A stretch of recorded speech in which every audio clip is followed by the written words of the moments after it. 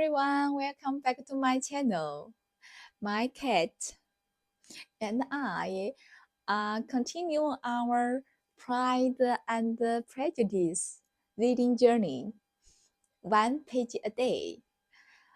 Yesterday, I tackled the first page and knew that iconic opening line.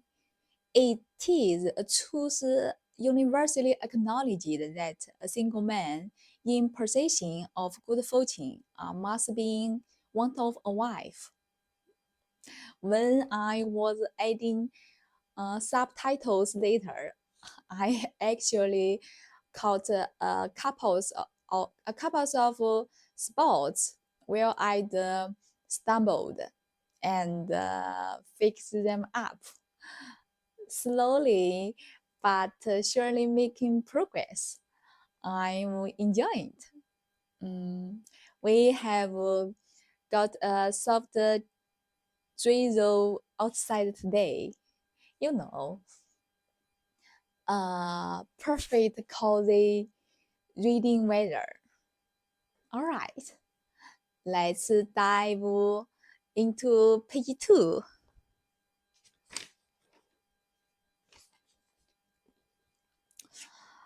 4 or 5,000 a year. What a fine thing for our girls. How so? How can it affect them? My dear Miss Bennet, replied his wife, how can you be so tiresome? You must know that I am thinking of his marrying one of them. Is that his design in settling here?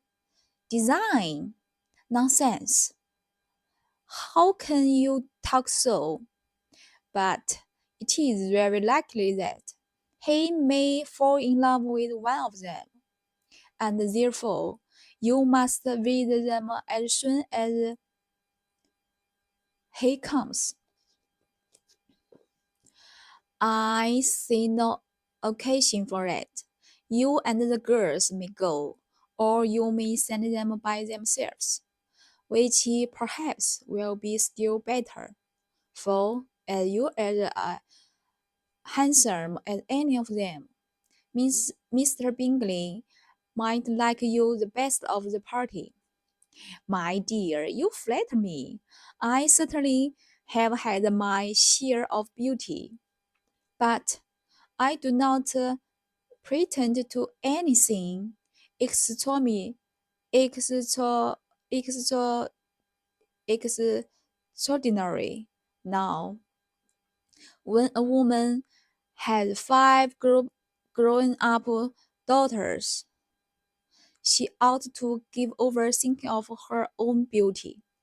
In such case, a woman has not often much beauty to think of. But, my dear, you must indeed go and see Mr. Bingley when he comes into the neighborhood. It is more than I engaged for, I assure you. But consider your daughters. Only think what a establishment it would be for one of them.